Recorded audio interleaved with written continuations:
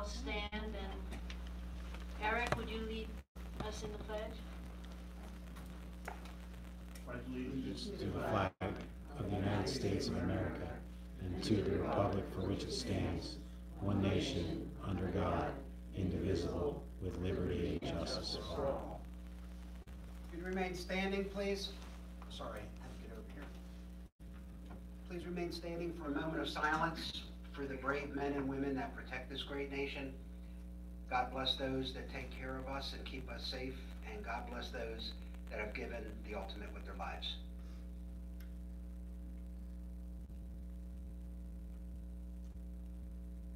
Thank you.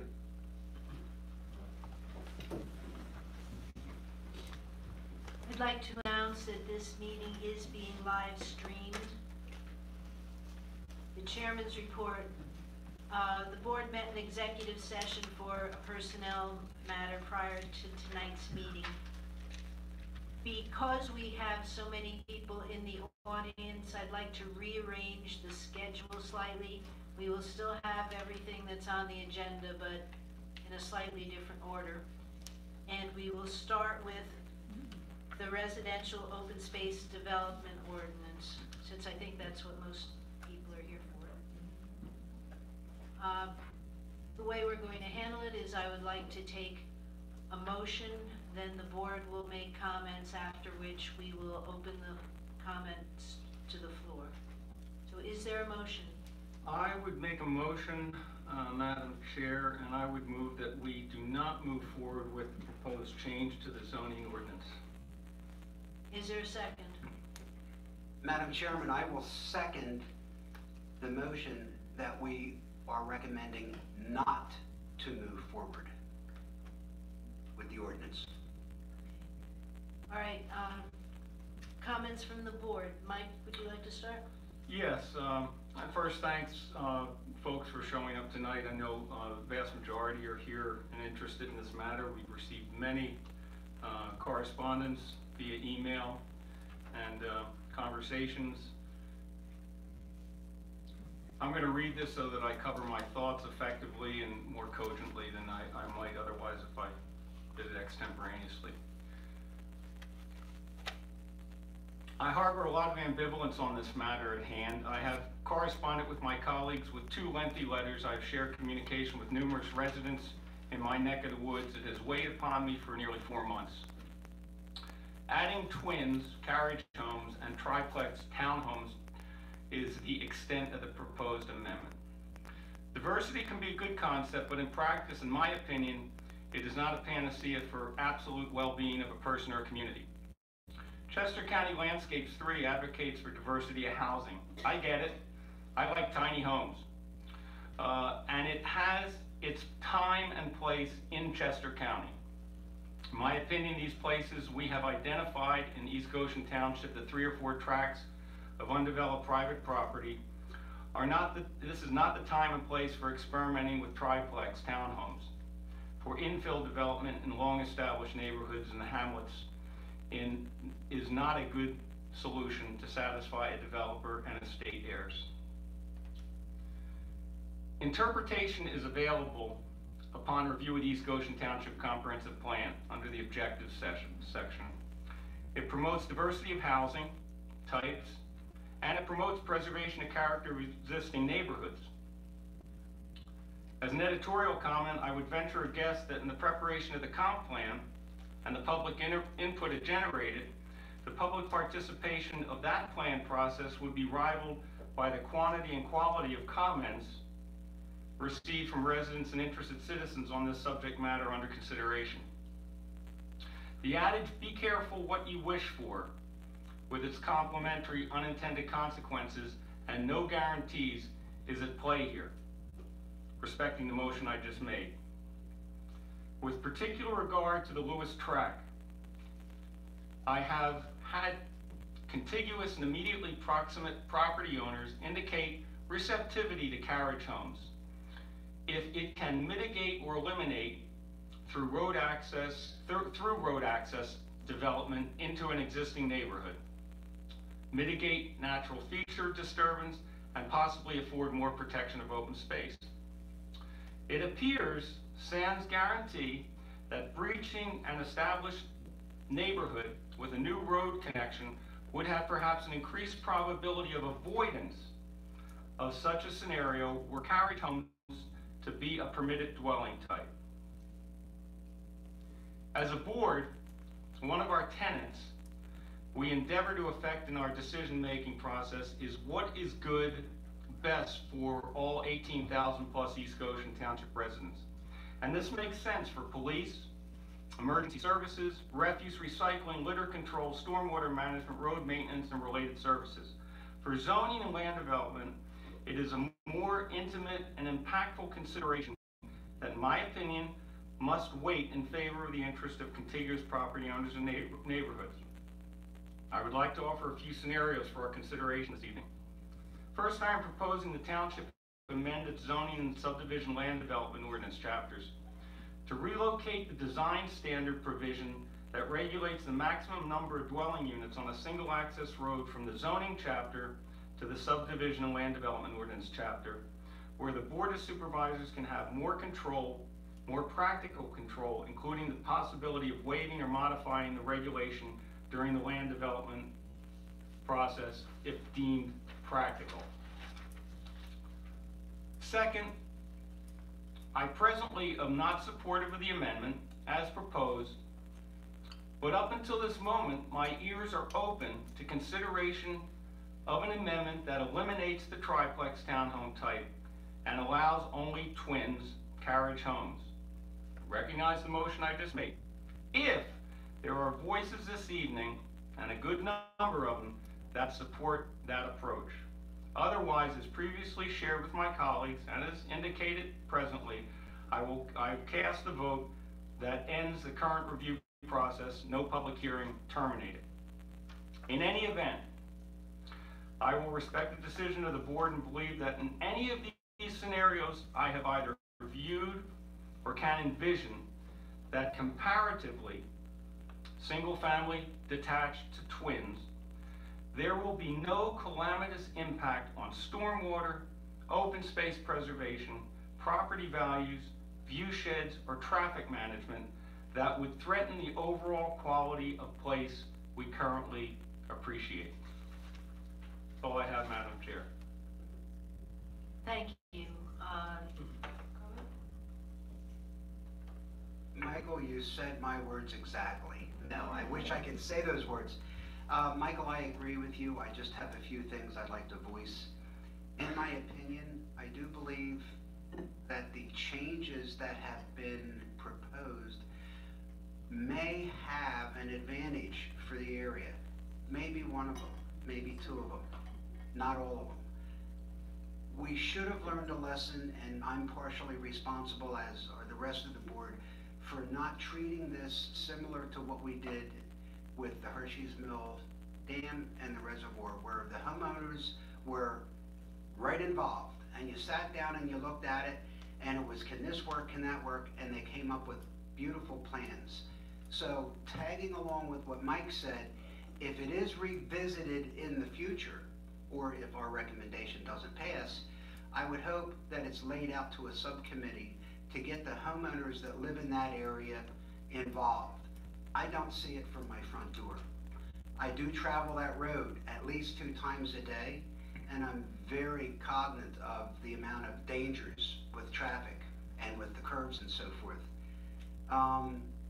I think another thing, and there have been so many rumors floating around that, oh, they couldn't sell it because it's too expensive, there's too much wetland, At the end of the day, I would hope our township would not be enhancing property values that may end up being a negative to us in the future. There may not be a whole lot that can be done with that property. I'm not an engineer, I don't know. But at the end of the day, I will be agreeing with Mike, because I don't believe under the circumstances we should open up this ordinance for this property or other properties until it's further investigated. Thank you. David, would you like? I have no comment. Yeah, I'd like to make a comment. We were expecting a little more people tonight, but those those that showed up, I appreciate it. At least everybody got a chance to sit down, and Carmen, being our code enforcer, was going to stand at the door and bodily keep everybody out and exceeded the limit of the room. I do want to thank the people that, fortunately, I guess for me, unfortunately for Janet, she's now chairman and I'm not chairman, and therefore all those emails that I got before the end of the year, I didn't have to respond to. So there's always something good in everything. And can somebody show me hands? How many people from the Meadows are here? Good. I spent a lot of time today, and I want to thank Rick for helping me spend that time to look at some of the things that I have received emails on, and also phone calls, which is kind of interesting. Phone calls, in fact, work better with me because you have a chance to explain something without taking 8 pages of emails to do it. There is a rumor, I understand, going around that the plan down in the Meadows has a potential for a road that would come off the Price property. That is not true. We have the open space between the school and your property and the Price property on the southern end and the northern end of the fields of the school prevent anything happening up there. So whoever started the rumor down there that there was, like there is on the track that we're talking about, with Jackson Lane, there is no proposed second access from the Price property into that development, period. Now, the second thing is, in the Price property, unlike the other two, discounting Thorncroft because they have a conservation easement, the Schiffer and the Lewis property are different. Yours is 87, the Price is 87 acres. The Price is wide open spaces. They could put in there anything that they wanted today that exists in the ordinance in full. So they could get 87 homes somewheres on that property because there's nothing to interfere with it. And that would include the ordinance we were thinking about tonight, or any of the opportunities that we have in the R2 ordinance today. So people have talked about the traffic, and this would cause an increase in traffic. It would cause no more increase in traffic than any other type of development that would happen on the Price property. So the Price property, in terms of what we're talking about now, it's kind of like, if they like it, they like that. If they don't, they don't. They can do something else, including single-family homes on 1 acre tracts if they wanted to, which is what many parts of the township were way back when. But that wouldn't be the way they would do it today, most likely. They would do it some other way. But so there's two things that are running around down there that really don't worry about. One is the cut-through road doesn't exist, and the second is no matter what they do down there, they're going to be entitled to 87 homes. Yeah, and there's nothing you can do about it. That's what our current ordinances allow for, is 1 acre, a house or property, a house actually, dwelling on 1 per acre. They have 87 acres, I believe, so they have the right to 87 properties or houses, buildings. So that takes care of that property. Now you move up the road, and it's a little bit different story, because there, and I want to make something clear, there's been a lot of conversation that we were doing this for the specific benefit of the Lewis property. That is not correct. I was involved with Senya Isaiah, who was our prior chairman, on 2 visits to the property at the request of our consultant and at the request of the people that live there. And they talked about the need to sell the property because they couldn't afford to stay there anymore. And we reviewed in our ordinance what they were entitled to consider, which is the way it is today. Later, they came back and asked if there was a possibility of doing an alternative way. And that alternative way is one that incorporates, among other things, carriage houses. Now, if you looked at our ordinances, virtually every R ordinance has carriage houses in it, but the R2. And carriage houses is the way, I shouldn't say 100%, but is the way that most people want to have their buildings, where they have the main room, sleeping room on the first floor. And at the end of our development period, over at Applebrook, both ends, off of Lime Road and off of the other end on Hibbert Lane, there are two sets of carriage houses there that are expensive carriage houses, anywhere between $750 and $1.2 million. So there's nothing that would be, now, if this is defeated this evening, the opportunity for carriage houses disappears. And I am suggesting, and I'm a big proponent of getting out of the triplexes. Don't include them in this decision-making process, but allow triplexes or carriage houses, as their synonyms, to participate in there, because it's a reasonable solution. For those that live up there, there's even another reason for doing that. And that is, if you don't pass this, that I should say, I gotta be careful tonight using my words. There's a motion on the floor to not proceed. If you vote yes, you're not proceeding. If you vote no, you'd have to take another motion, somebody'd have to make another motion. So I'm suggesting that we don't consider triplexes, we consider twins, as some people refer to them, carriage houses or duplexes, in addition to the single family. Now, what would happen if we don't pass the ordinance, from where I sit? The only one that would really work for them, to give them probably what they need in terms of the number of houses, is what we call the Sorrel Hill one. And that's called the single family open space type of development. And that you need 8 acres for, and that's the one where there's no lot lines. And you build single family homes today. And you have to have a distance of 30 feet between the two homes. And there's a maximization of open space. I think it's 60 something, right, Ricky? 55. 55, I was close. And that's the way to 55 or more. Now, there's only one place, Sorrel Hill, that has that today.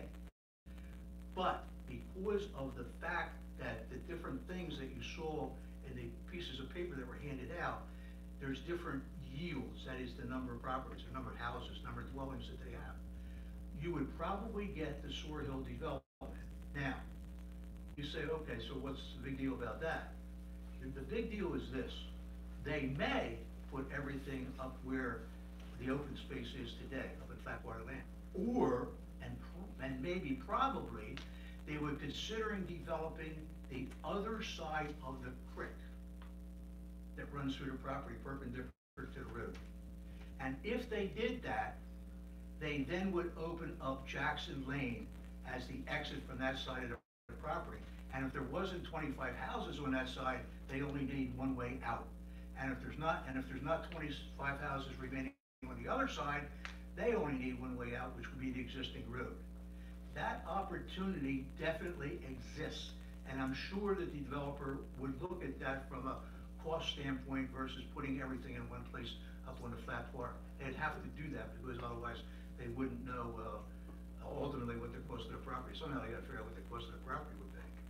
So I'm suggesting that it's important to keep carriage houses in the game because that's what people want, the majority of people want. That doesn't happen if we don't continue this. I also think that we should do away in any consideration that we have now for triplexes and limit this to just duplexes, triplexes, and get rid of the 3 units, the townhouses that they call them. So that's my suggestion. If the motion is made, that's on the floor now, which would be to not proceed forward, is the motion that's voted on, I will vote no, which means I want to see a motion that includes just the duplexes and not the triplexes, and gives more certainty that the development will go up on the flat area so that the people on Jackson Lane don't have to be losing their sleep over whether or not a developer would come along and develop the other side of the creek in addition to the side of the creek that everybody thinks about now. So I am I understand that all of us up here are free. I have discussed this with myself, which is probably not a great idea, many hours. I've talked to Ricky about various nuances in this. I know that some of these things were talked about too much. There are carriage houses, if you haven't seen them, down on Applebrook, off of Line Road and off of Hibbert Lane. It's worthwhile taking a look at them. There were carriage houses approved for development that was going to go down in the R3, which is the Nick Baracus property, which is down on Paoli Pike and Northchester Road, which the old Columbian Fathers is the one that sits diagonally across the street from the pepper mill.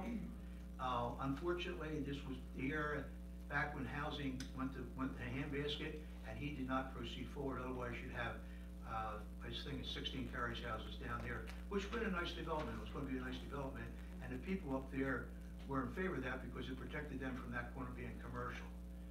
So I think it's a mistake not to have in the R2 the opportunity for developers to have the right to put carriage houses in. I think it's not right for our residents. I look at all these decisions are based on what I think 18,500 residents want to hear. I certainly appreciate all the comments. I can understand, having been here for a long time, why change is difficult. The thought of change is even more difficult. However, I firmly believe that in this particular case, it works. It works for the three properties other than Thorncroft that are in question. There are 20 acres or more, but I can guarantee that the one over at the Price property, which is opposite the high school, you know, they can do anything that they want. The same is true down on the one at the Lewis property, but more than likely, because of the difference in the yields, the difference in the number of dwellings that they can make, they would be interested in either what isn't being proposed now, or the Soil Hill type of development. So that's something to think about. We're obviously going to give you a chance to come up and speak before we take a vote. If you have an opinion one way on that, now you know there's something different that could be put on the table. If you think that that's a good idea, it would be worthwhile speaking so. If you don't think it's a good idea, it's worthwhile to say that. If you're very happy with leaving things the way they are, I think there's a downside to that, big downside to that, and I hope that people would be wanting for us to change the motion, but nonetheless, we're here to represent you, so it's up to you to decide what you want. But I've laid it as straight as I can, that there is the possibility that the development that goes there is different than what's expected and may not be what the people want, and certainly the people up in Jackson Lane would not want, because that would be the way out if anything's built on the other side of the print. Madam Chair, before you make your comments, if I may just piggyback on Marty's comments. I am in full agreement with Marty. Thus my contradictory ambivalence. I want to be responsive to the vast majority of the comments we've heard, and that's why the motion that I made was the absolute one. But that's why I also said there's no guarantee, and be careful what we wish for. I'm trying to be responsive to the residents while having, this is a representative democracy. You've elected us to make decisions. We have to make those. But I'm trying to be understanding and receptive. Some of the issues that have been brought up, as I've said, I don't think are that material to land development, traffic, stormwater. They'll be managed in whatever development occurs. But that probability is there. And we may be able to manage it during a land development process and avoid, in the particular case of the Lewis tract, an access onto Jackson Lane, Jackson at the cul-de-sac. And possibly it might end up being an emergency access only. But the scenario that Mr. Shane has presented is a very realistic one. And if you don't know it, and you probably do, developers are very smart. They don't make their money and their profits and invest what they do by not knowing the ordinances and the scenarios around them probably better than we do. So if you don't think that they have considered that, I assure you that they probably have. So I just wanted to share with you, I am very, very conflicted with this motion. But I'm trying to listen to the residents, in the vast majority that I've heard. Thank you, Madam Chair. I will, after the, Read the motion again between the actual orders, because that's now confused. well, No, yeah, I'm not surprised it's confusing. So Do you the want- motion was to not proceed, Mike made the motion and Carmen seconded, was to not proceed. That we are denying, that he is saying not proceeding, because that's what I'm thinking we're getting confused, because. well, Let us finish. go up to this, That would be Let John denying explain. it. Go all ahead. right. We're denying it in that motion. The amendment, To get, Let give me your just name, explain. Maria Caddy. is Yeah, it go Mike ahead, on? Michael wants to explain, go Yeah. ahead, 'cause maybe you can But help figure it out. The proposed amendment, this amendment under consideration, is simply, it is not a rezoning per se. That has been a bit of a misnomer. We're not changing the characteristics of the bulk and area requirements. We're adding, and the proposition was to add 2 additional dwelling types. Twins, carriage homes, triplexes, townhomes, 3s. That is it, adding 2 dwelling types, which, as Mr. Shane said, are available in all the other residential districts. And so the motion that I made was to terminate that proposed amendment completely in the absolute, neither one. Mr. Shane has indicated, with some of the scenario that he outlined, that the triplexes, the townhomes, clusters of 3 don't make any sense, not comfortable with that at all. But based upon what we've seen in East Goshen Township and other places, but primarily East Goshen, the carriage homes have performed quite well. Real estate values, effective use of the land, creating nice atmospheres, or nice environments. And that is my conflicted ambivalence. I think that the carriage homes would be fine. And I don't want to sit here and tell those who are in absolute opposition to change and don't feel comfortable with it. I don't want to school them like a 5th grader. I want to respect you. But the reality is, the carriage homes is not a bad option. And I don't see a diminution of the view sheds, of the quality of place or character with the quality of homes that I've seen in the locations that Mr. Shane has referenced in our township. So the current motion on the table is to eliminate them both under consideration in this amendment. If I could, yeah, Michael, thank you. And I want to go back to what I said before. I think the young lady there hit the nail on the head, that there's still a lot of confusion. Go back to the recommendation of scrapping this ordinance, get rid of it, get it off the table.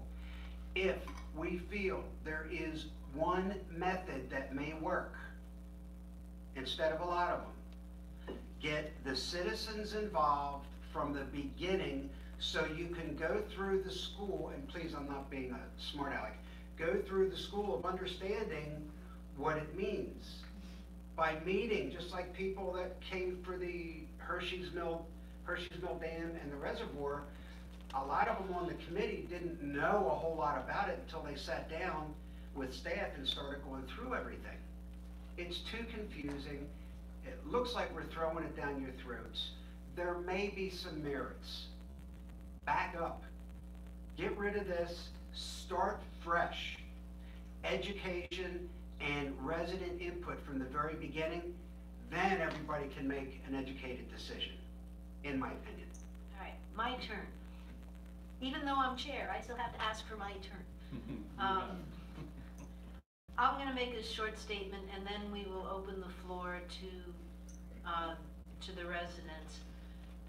Janet, I would make a comment after you're done before we open the floor. I still have to say my turn. Okay. As liaison to the Planning Commission, I've been involved with this project since almost the beginning. Not as far back as Marty, but close. At the start, we were investigating 8-acre parcels and a lot of infill properties. And my concern has always been the impact on the neighbors and the township as a whole. For many people, including me, their house is the most expensive purchase in their lives. If they did due diligence before a purchase and checked the zoning of nearby undeveloped land before the purchase, they deserve not to be surprised by future changes. In Marydale, I'm an original Marydale person, and I had a neighbor who purchased their house because of the beautiful view, and within a year or so was looking at New Kent. It was a surprise. They didn't do their due diligence.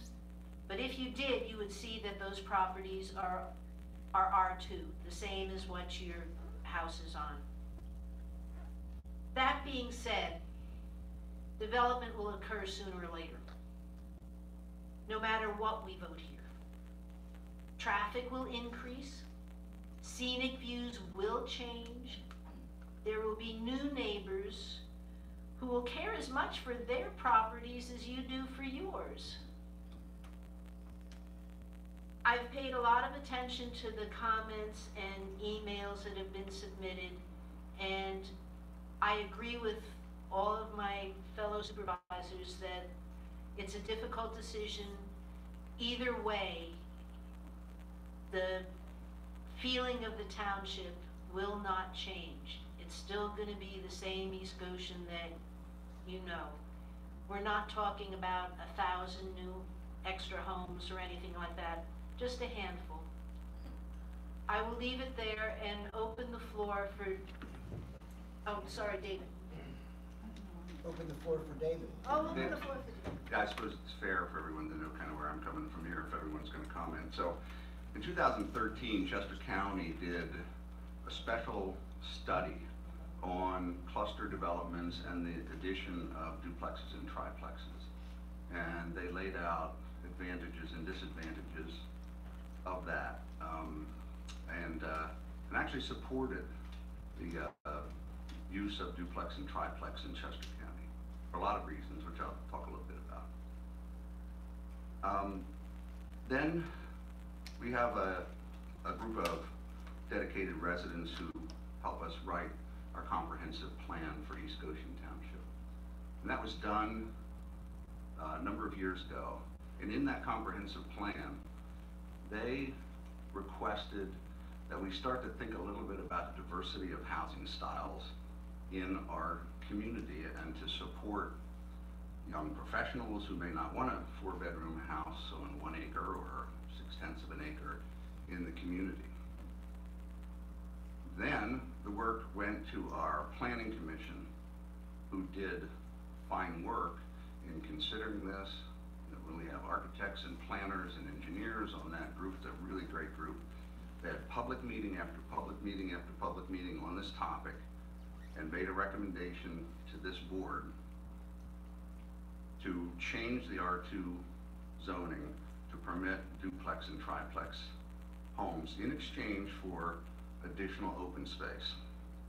Some of the considerations are you have more open space, you have smaller infrastructure, so you're running shorter runs of impervious surface. So people are concerned about drainage and storm water management. If you have fewer homes in a smaller location with greater open space, you have less impervious surface in your neighborhood. You have shorter sewer runs, so in the future, when the township has to maintain the roads, they have to maintain the stormwater management, they have to maintain the sewer system, it's less. There's just less infrastructure. So those are the advantages. So basically, I'm going to support the fine work of the Chester County Planning Commission, the fine work of the residents who wrote our comprehensive plan, the support and wisdom. I support the wisdom and hard work of our planning commission, and I support the professional training and input from our East Goshen Township staff. So I'm going to vote no on the current motion.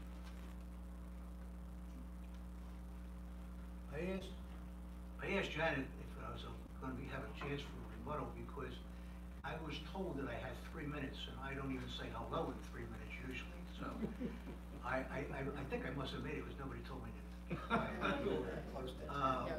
No, Norman would have told me, because he's a friend of mine, and he would have pinched me where nobody could see. And he didn't do that. But anyway, I understand what Corman said about citizen involvement. We've had a ton of citizen involvement, I must say, over the last 3 meetings, to say the very least. I don't think it's difficult for people to understand that the only thing we're doing, we're not changing the R2, we're just adding another feature. And that feature is duplexes. Or duplexes, in my opinion, my vote. No, wait a minute. I'm saying, no, don't jump to conclusions.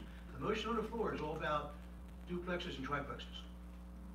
I'm suggesting, and I will vote no, because I do not believe that duplexes should be in there.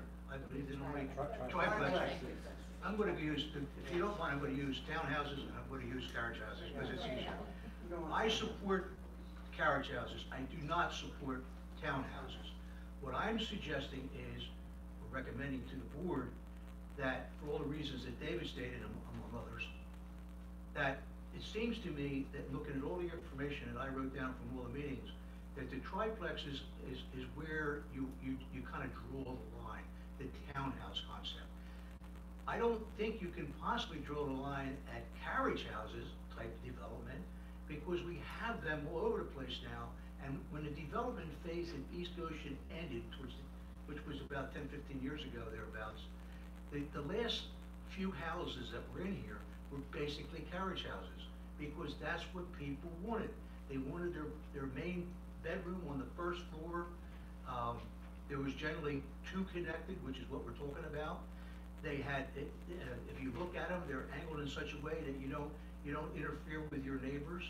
Certainly, the pricing of them is certainly nice if you can afford them.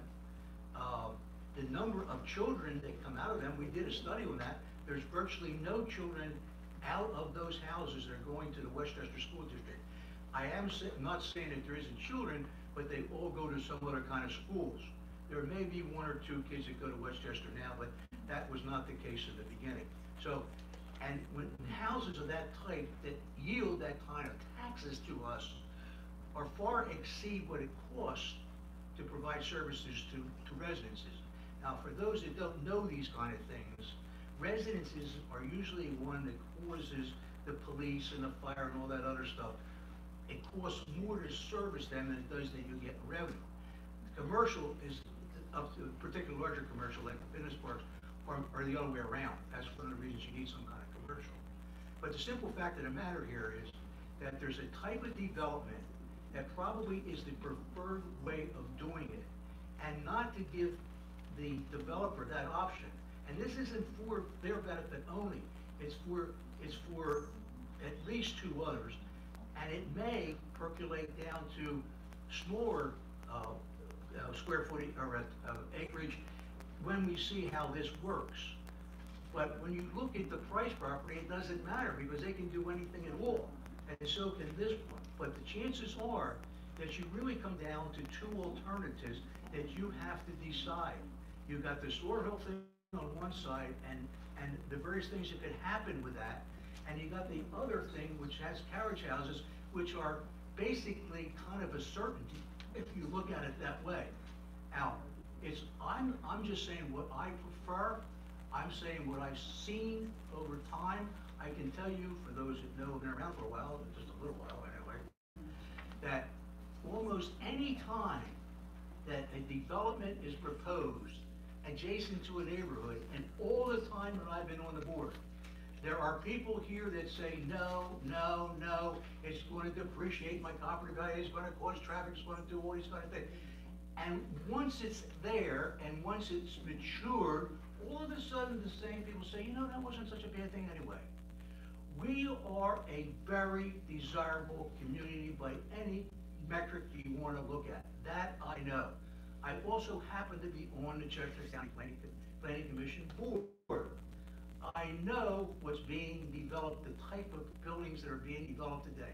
And I will tell you The leading development is apartments. Then it's these type of houses that people want. People do not want 1 acre big houses anymore. I'm not saying that nobody does, but the majority of people do not. This satisfies what my suggestion satisfies what the marketplace is. And in all due respect to my friend Carmen, having a group like we had for the dams to figure out what should go above the dams when everything settles down, that's a totally different ballgame. You can learn as much here in the 3 meetings we had and tonight, or the two meetings we had before tonight and tonight, to make a decision in your own mind.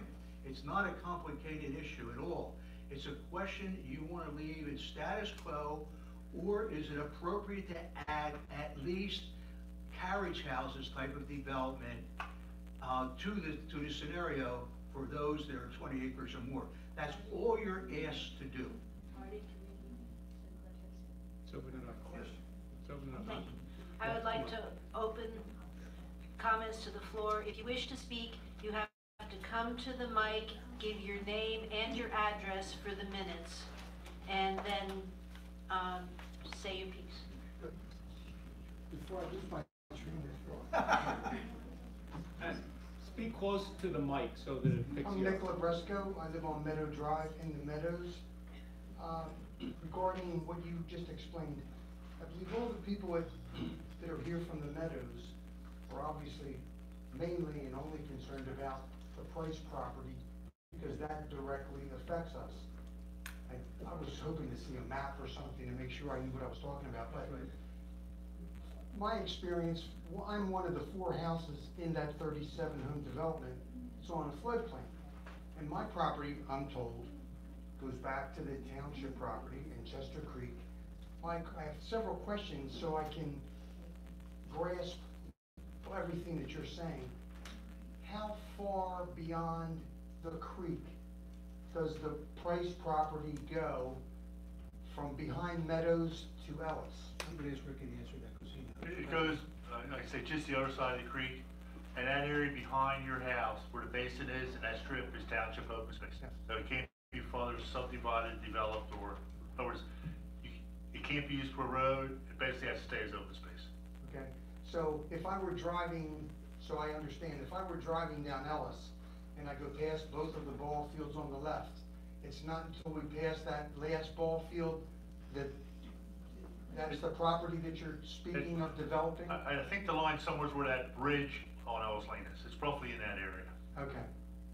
And that line goes from that point, it goes straight east, and that property line of the school lines up, is a straight line with the property line behind, for the open space behind your house. Okay, now,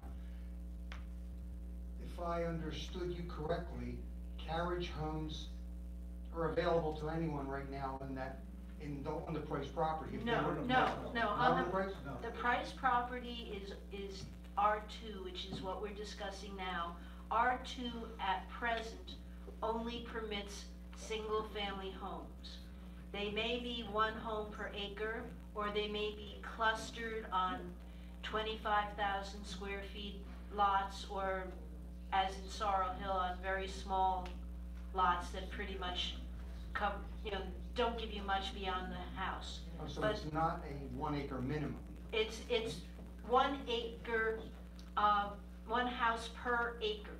So if it's an 87 acre parcel, they can get 87 homes. They may not be 1 home on an acre, they may be clustered to some extent, but the maximum number of units can be 87. And were this ordinance to pass with carriage homes or triples, it would still have a maximum of 87 units. It would just be clustered in a different way. Addresses. My question to that is, what would a cluster or carriage or triplex, you would still have a max of 87, but didn't you explain that would, by going the carriage route, give you more open space? Yes, and And that would, I would think would be That's more how- agreeable to everyone, right? Yeah, well, that's how the ordinances have been passed. If you have, if you do one home on an acre, you are not obligated to leave open space. If you have a cluster like Marydale or Bowtree, you have to offer open space. It leads up to Sorrel Hill, which has 55% of the property in open space.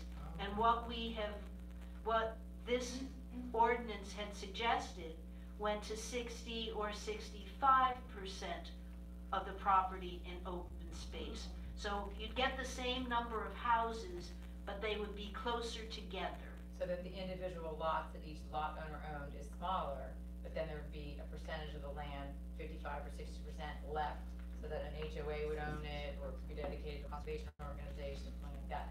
I have a map that I can just show them real quick. So this is the Price property. Okay. This is your neighborhood. Yes. This is the township land. Okay. So there's no way that they could go through your development to get That's to what that. we want here. Yeah, so I don't know if you wanna share this with Yes. people and show them. Okay, sure.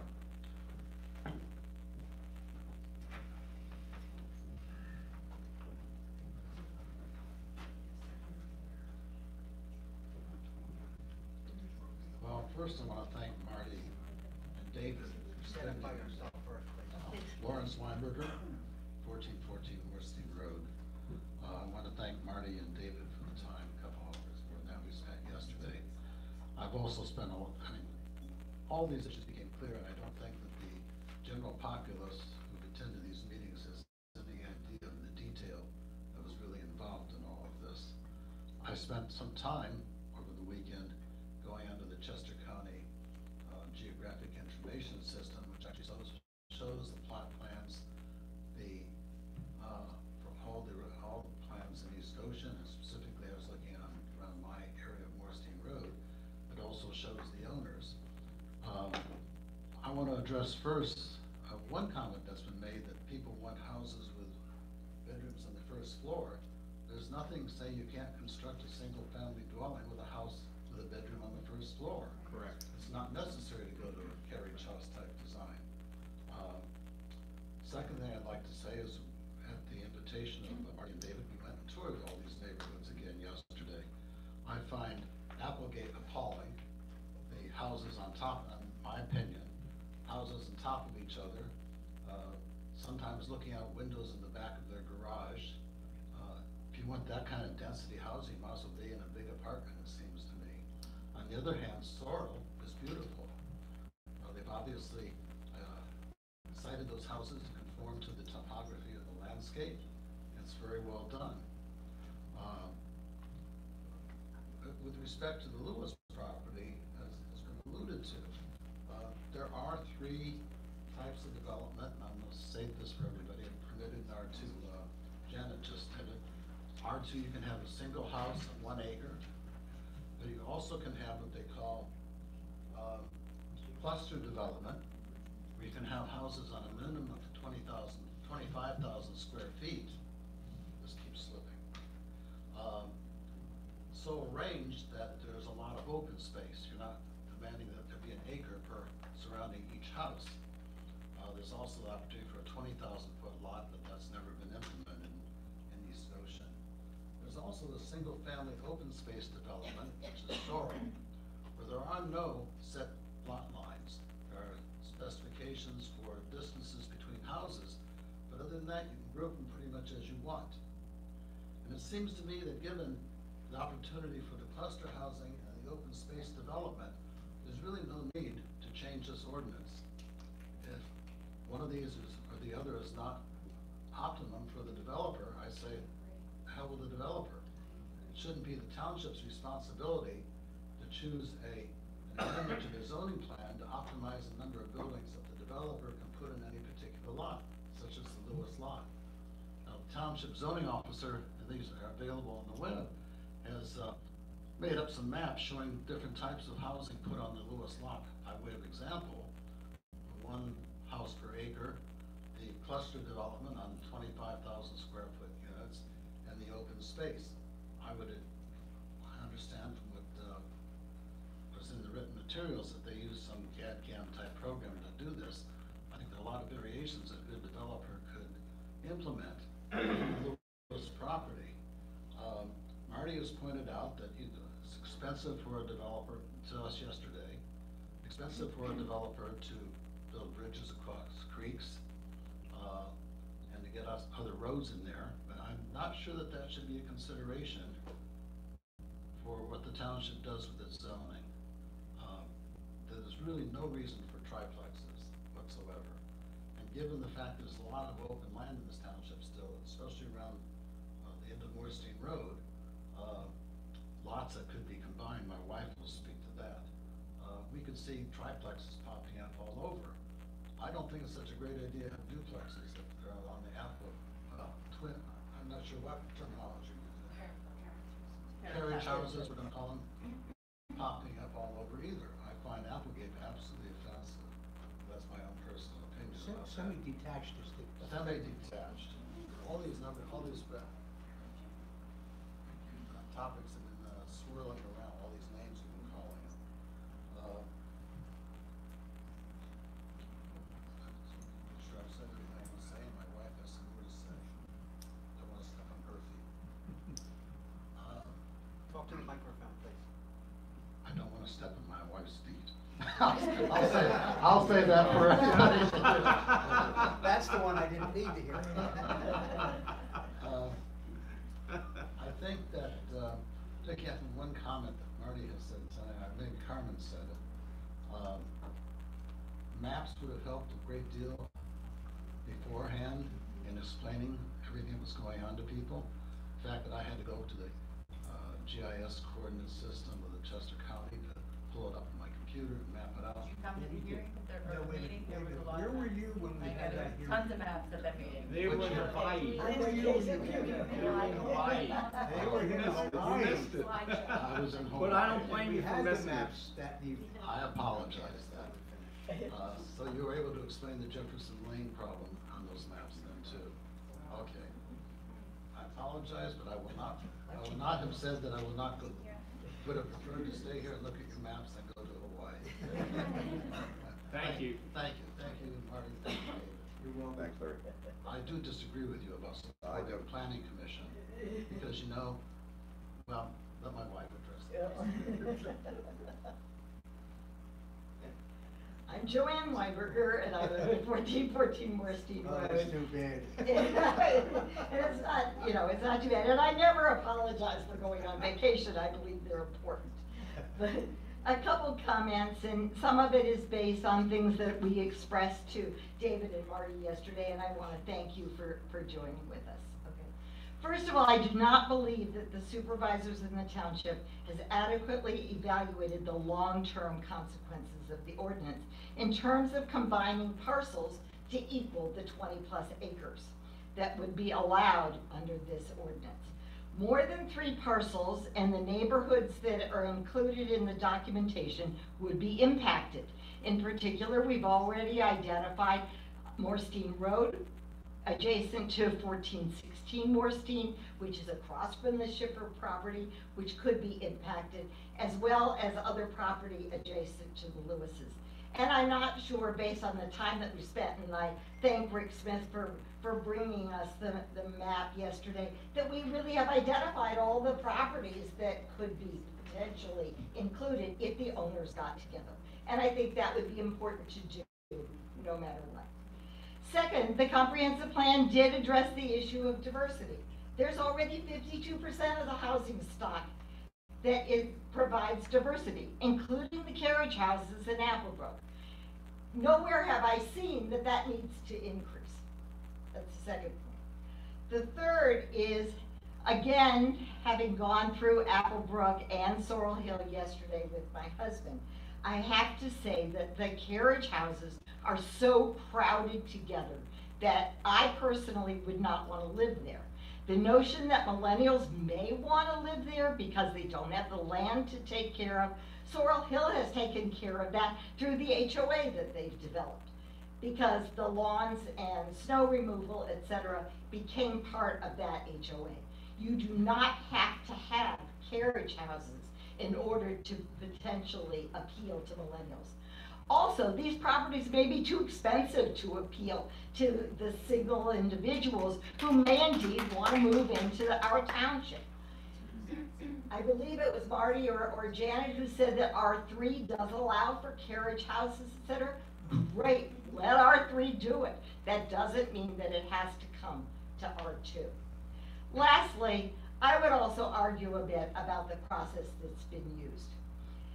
The ordinance was presented, public comment was requested at 2 public hearings, which were arbitrarily set. Okay. I've urged the supervisors, I would have urged the supervisors to go to the HOAs and other neighborhood centers to discuss the proposed change and gain information on the impact, pro and con. Mr. Chairman, you have publicly stated that everyone has a right to develop their property. That's true, I agree with that, within the zoning that exists. It does not give every property owner the right and the expectation of changing an ordinance to fit their needs. Thank you. Thank you.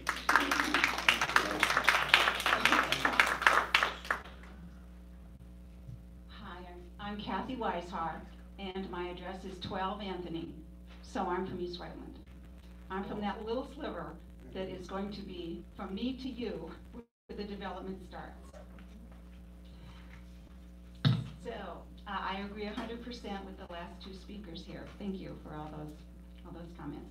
And first of all, I would have to say I really appreciate all the hard work that your board has done. I know it's a ton of work, and I for one am very appreciative. Just a couple of quick questions that you can answer depending on how the voting goes here. If there are duplexes and triplexes allowed, must they be on public sewers? Yes, is the answer. All right. Now, one thing that we didn't see at the last meeting was the communication from Trilogy Investments until after that meeting, so I'm sorry to say I didn't see it. So that communication, it was a 2-page letter, and it also had a map of the proposal from the actual builder.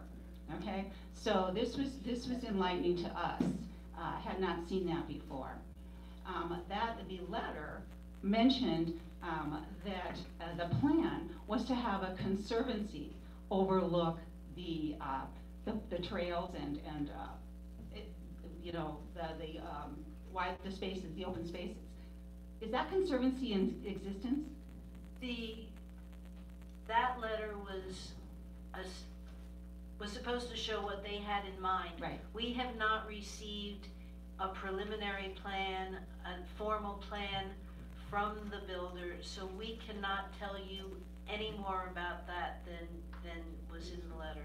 Okay. There are conservancies in existence that would take on that role. National Land Trust, there's Brandon Conservancy. I don't think when he wrote this letter that they had any communications with any one specific conservancy organization. The open space ordinance provisions today in the township zoning ordinance, when they do have provisions for cluster developments with open space, say that open space can be owned by HOAs, it can be dedicated to the township, or it can be dedicated to another conservancy organization. It doesn't name one specific organization. Okay. I think that's what he was referring to, alluding to the fact that that may be a plan, that if there was additional open space land, that a conservancy organization will be granted easement rights across it and maintenance obligations. Okay, but that is not known at this point, right? Correct, and a conservancy organization in this particular type of smaller tract size would not necessarily be necessary to affect proper open space management. As part of the development process, an open space management plan could be an included component of the approval process, and it would be managed either by the HOA, likely by the HOA, and the township would also oversee that to make sure that it was implemented as indicated in the plan. So there would be a couple options there to ensure the integrity of the open spaces, it would be preserved. So I just share that. It doesn't have to be a conservancy organization. Okay, all right. As far as the open space and the trails, has there been considered parking on the Lewis property for these people, these public people that come to these public trails? Is there gonna be parking provided for those people? Again, we have not received a formal plan. We do not know what is going to be proposed. And at that, whenever we do get a formal preliminary plan, the planning commission, our staff, our township engineer, the county planning commission will review all of that, and it will be at public meetings where you are welcome to attend and put in your comments and suggestions. But as of yet, we have not received a formal plan, so I have no idea what they're going to suggest for the trails or the open space. Okay, okay. Another question that I had, and it's been briefly mentioned at the other meetings, is again, I'm referring to the Lewis property because that's the one that's close to me. The main house, there's a big old main house. I don't even know how old it is. I'm sure it's back to the 1700s sometime. But they will be allowed to have dwellings in that house. Is there a limit on the number that of like apartments or? We have an historic preservation ordinance. In order to encourage people to keep up old houses, there is a conversion unit. They can convert it to dwelling units, and each unit has to have its own bathroom, kitchen, and at least 800 square feet. So they could, if somebody wanted to go through that process, they could use the word condo up, chop up the house, condo it out into some number of dwelling units. Okay, so that is unknown. No, it is, they have the ability to ask and go through a process to do that. It's a big house. Yes, yes. Yeah. But that's an unknown. Yes. That's like, yes, Right. yes. Okay. And I would add, that they could do that today. Whether the board amends the ordinance or not, that's up there, they can do that already. It's not an issue. And I will say, I mean, you mentioned in the beginning that there weren't as many people.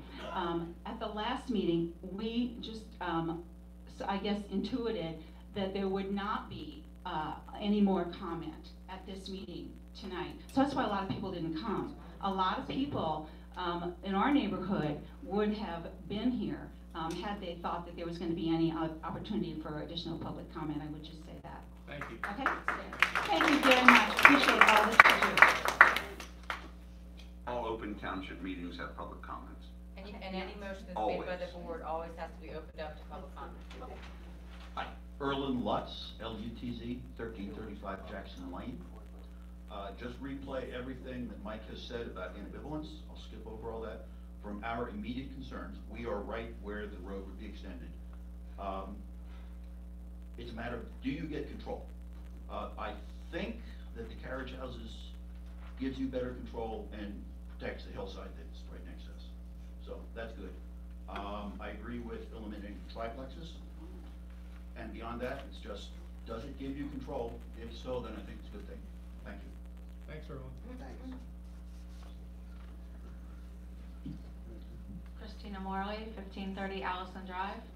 It seems like we're kind of evenly split here with Mike and Carmen wanting to table it and David and Marty wanting to hold on. Not go forward. Not go forward. Not go forward with it. Not go forward with this Proposal. With this amendment. Yeah. Right. And David and Marty wanting to go ahead with it. So I want to, No, that's not accurate. So I don't know what David's position is on the entire ordinance, but Marty does not want to go with the ordinance as presented. As presented. He would like to go forward with the ordinance that is amended to eliminate the ability to have townhomes. With the amendment. Yes. So I agree with Carmen. I think that the community needs some more time to clarify what the specifics are, what everybody's understanding here. I think that, I've come a little bit late to the game here. I'm trying to get a real handle on what we're actually talking about. So I would appreciate some more time and understanding this as well. So I'm going to join forces with Mike and Carmen on their vote. But I did want to make one statement that really struck me, and that was something that David said about the Planning Commission taking into consideration the needs of the young professionals and the millennials and their desire to not buy single-family homes. And the reason why I'm bringing this up is because I work with a lot of young professionals, and what strikes me is that they all kind of follow the same pattern, and that is that they graduate from university, they move back in with their parents as they're paying off their student loans, and then once they save up enough money, they move into Philadelphia. And when I talk to them about this, I say, but this is where you've grown up, this is where you've gone to school, and they all say, but we'll come back here once we're ready to start a family, buy a house, and do all that thing. So I find it interesting that we would kind of do such massive planning around this group, this age group that really doesn't have an interest in planting roots here until they come back later to start their families. The other thing that is playing around in my mind is the idea that living in Marydale, Pin Oaks, I've just seen 3 of my neighbors moving out as part of their downsizing. They are widows now. They are no longer wanting to take care of these bigger houses. Some of them are talking about going to Hershey Mills, some are about talking to going to Wellington. There's really not that many affordable options if you want to stay in a house environment in this community. I know for me, I've been here now 18 years. If I were looking to downsize, I would not be going to Hershey Mill. I would not be going to Wellington. My reasons are, of course, because of the pipeline. But I would be looking for a smaller house on a little piece of property. I would not go to a carriage house. I would not go to a triplex. And I just don't see any real options like that that would allow me to stay in this community. As you were saying, like a single family home on a smaller piece of land. I have 3/4 of an acre now. I'd like something like that, a little bit smaller, that's affordable. I would not be able to afford that $800 to $1.2 million carriage house. That's just me, but I think I'm probably not alone. That's not my idea of downsizing. So I would hope that the township is actually considering the needs of the residents who are actually here, not the millennials who may come here. Christina, let me just respond and clarify. The Planning Commission and our comprehensive plan wasn't addressed at millennials, although they've been used as an example of the types of diversity that we'd like to encourage in East Goshen Township. But that includes the person who spoke at the last meeting who said, you know, I have a big house on 1 acre. I spend 3 months in Florida. I want to stay in my community, but I want a house with a bedroom on the first floor. But if you go over to Applebrook and go on Hibbard and Gristmill, you'll see an example of that. There are homes over there, a limited number of inventory that are exactly that. In fact, I looked at them, I put an addition on my house and stayed in it.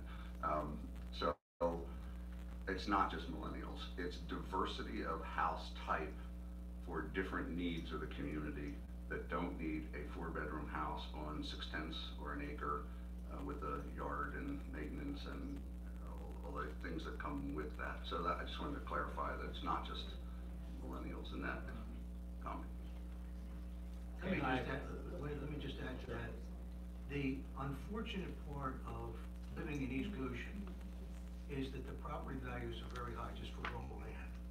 So regardless of this conversation, unfortunately or unfortunately, when you come right down to it, whatever housing type you pick, you have to have it justify the cost, whether this ordinance is approved or not approved. So somehow you're going to do that. I'm not suggesting millennials themselves are going to have a little hard time, I would think, even if they pay off their student loans, to have enough student loans as loans to the various colleges, so can't get this other part out right. They're not going to have the kind of money that you would ever have to provide these kind of houses. We know the demographics that are in these type of houses.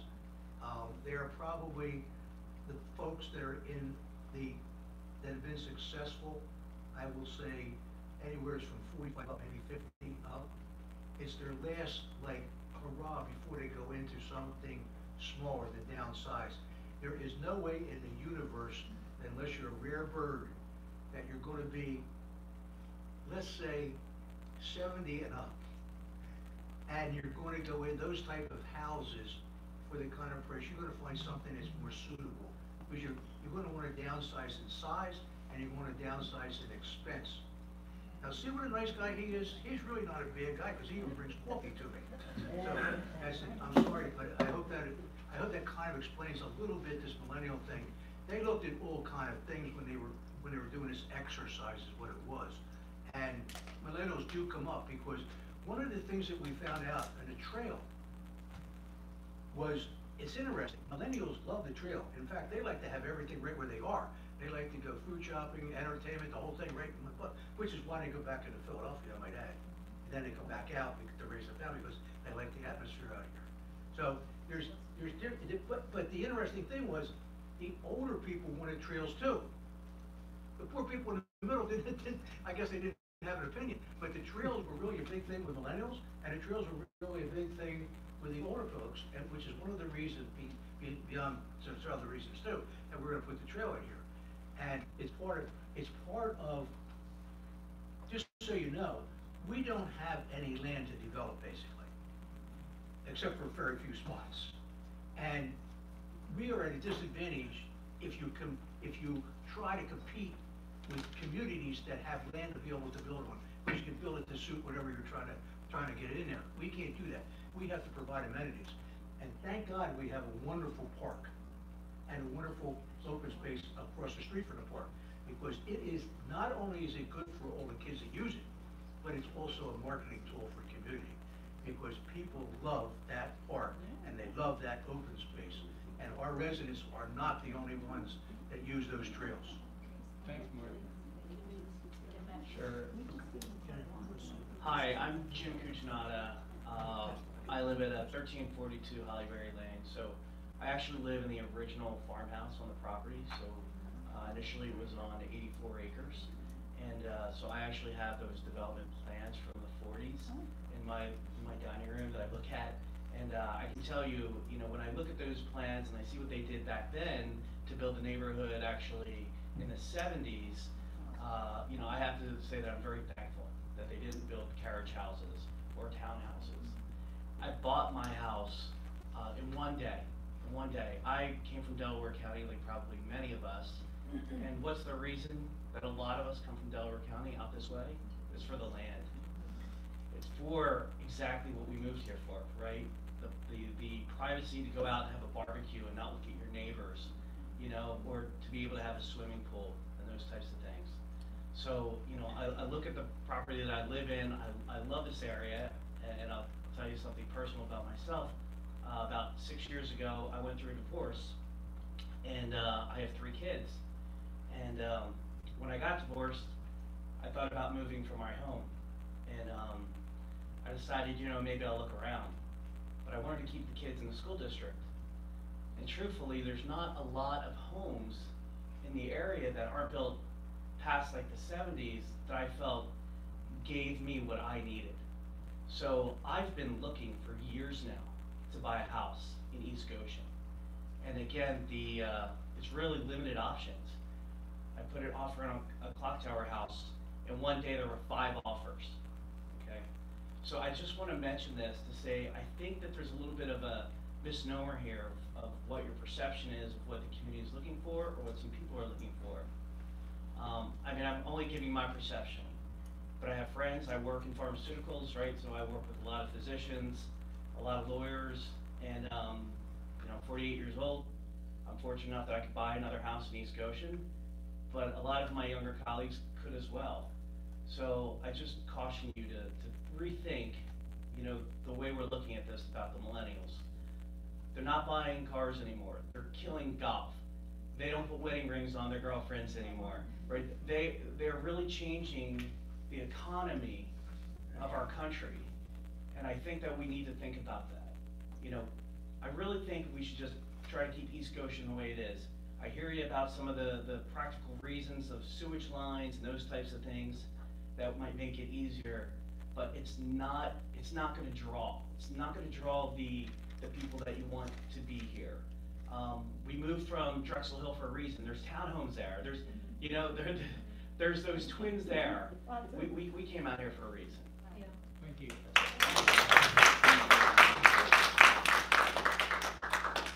Hi, I'm Joanne Tillis at 1398 Morstein. There you go. 1398 Morstein. I feel like we're old friends. I keep coming to these meetings. So, a couple of things I just want to probably rehash. I know we all want diversity, and I think of diversity in the way a lot of people do, and housing diversity is kind of the last thing I think of, but I can understand that that would be something people want. But I was a realtor for 10 years, and I can tell you I've never once sold a carriage house to young families, ever. They absolutely draw the line if the bedroom's on the ground floor and the children are upstairs. It just, they don't want to see it. So, if I were a very successful realtor, which I wasn't, but I didn't, but anyway, the people who want carriage homes are older people and people with bad knees, which often go hand in hand. They, you know, and we I can relate to that. I'm on my way. And we've got, it seems to me we have an abundance of supply for that group. There's Hersheyville, there's Applebrook.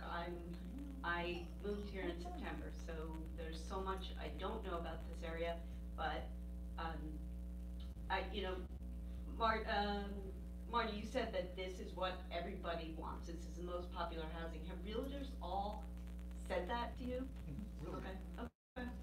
By the way, I just want to make sure, I concur with you about the age and the economic, these are not millennial type houses. I'm not talking I don't want millennials necessarily. anybody to misconstrue this for me. I've never said that, and I can assure you that this is not the type of house.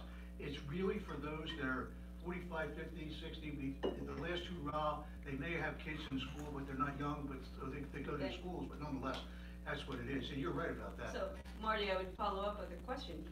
How does that bring diversity to our community other than, you know, the physical diversity of the house? Isn't it just yet another older couple, someone in their 40s, younger, who can afford this? I mean, don't we want to draw in other younger people, smaller houses on? Well, you're right about, you'd like to draw, but the diversity was done, in this particular case, I think David said it well, was based on the housing type.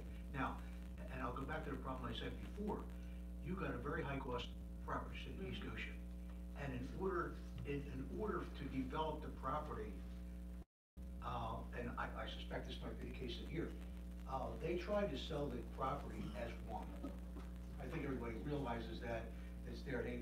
Their preference was to sell the property as a single entity, and they had priced it out for what they thought that value was. That didn't go so well. So they started looking at options, but the options you can have are only what the land will support, because it's not an easy property to develop. They gotta bring sewer, they may have to bring water, there's open space to deal with, there's the historic house to deal with. There's a lot of things to deal with that you don't have to in a normal type of development. So I'm not, it's not up to us to determine what that property is gonna be sold for. We're not doing that for this reason. All we're doing is thinking, what the planning commission was thinking when they did their exercise, as to what's the most appropriate thing to do based on what they know, generally speaking, about East Goshen. They came up with a plan, and I think it was a good one. And I just don't think at this stage of the game that the folks that are nearby are, and including myself, are ready for triplexes as opposed to the duplexes. Can I follow up with two small questions? Is Sorrel Hill allowed under the current R2? Okay. Okay. Where is it? Where is Sorrel? Okay, and my other question, if this motion passes, which means everything stops. Correct. Does it end there, or do you reconvene it next month and say, hey, we want to now talk about? Yes, please. If I could, actually, the board makes the decision on that, but if you go back to what I recommended, and just food for thought, my opinion, if it were to resurface, it should be done differently. It should be done as an education for the residents. This is what we have. Then what Marty says, I can buy into that to a certain extent. I'm not changing what I said, but I can almost buy into that if it's done correctly. We keep talking about little pieces of property that we have.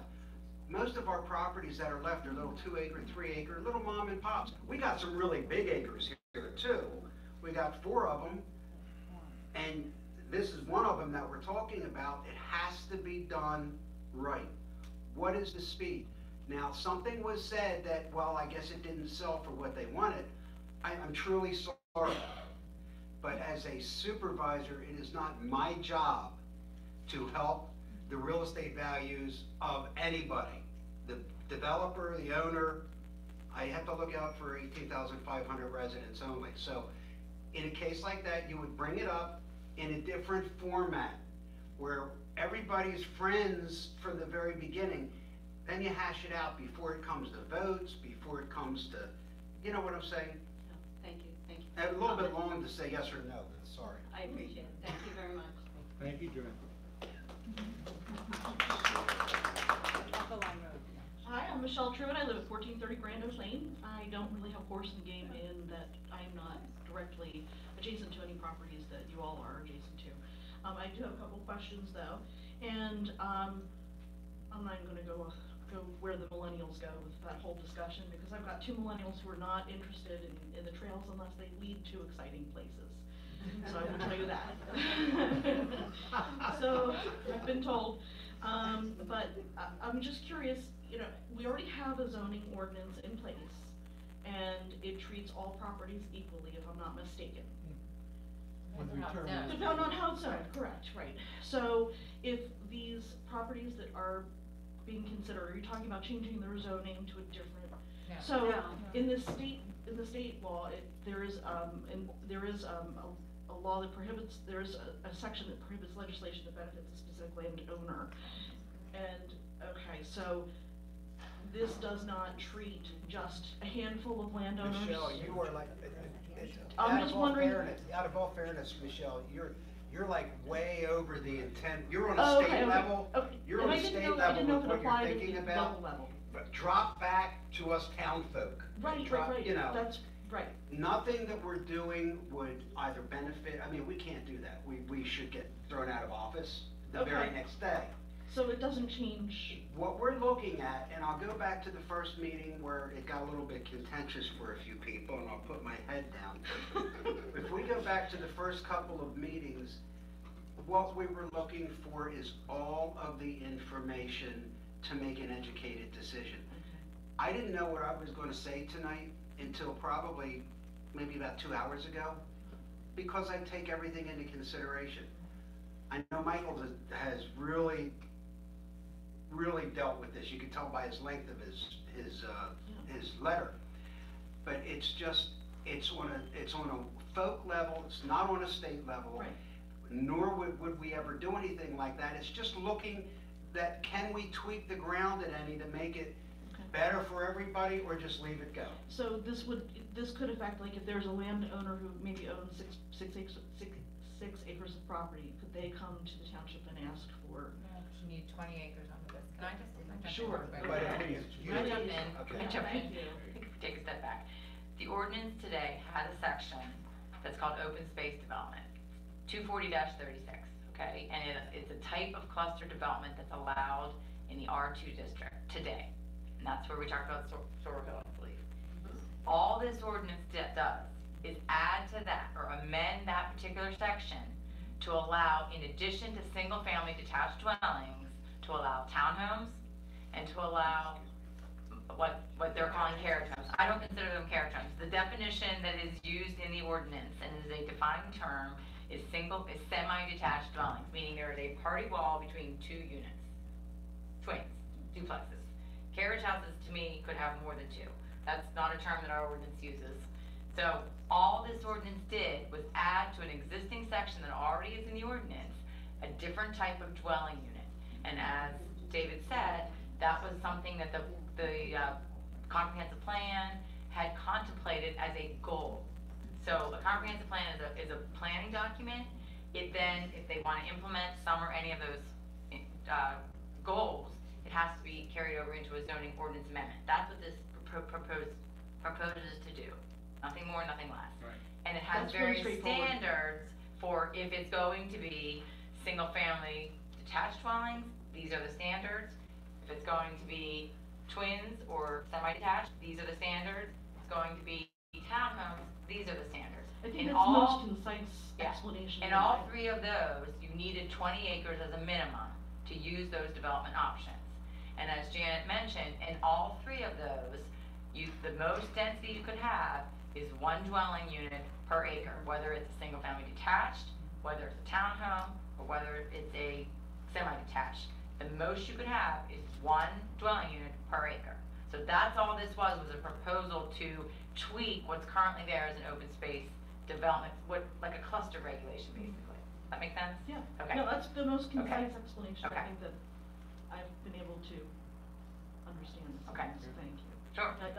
I was just trying to make sure that I understood exactly, what you're proposing. Is it gonna affect other people in other parcels or not? R2, anybody in the R2 where there's, and I hear what you're saying, that there are abilities for people to consolidate, that's always the case. I mean, the board can't control if there's 4 or 5 acre parcels out there and people say, you know what, we're leaving East Goshen, let's combine it and sell it to a developer, that can happen. Right, and that can happen right now. Right, that can happen right now, Somebody right. could put that up, so Yes. it's not gonna change anything with them. No. And they could subdivide then into one What they're house allowed per acre. to under the current Under the ordinance. current law. Okay, Right. there are 2 more people online. I'd like to put a closing end to this so that we can get on with the vote and with the rest of the business, so. I'm Jane Wagner. I reside at 990 Hershey Mill Road. Been friends with the Lewises for 40 years.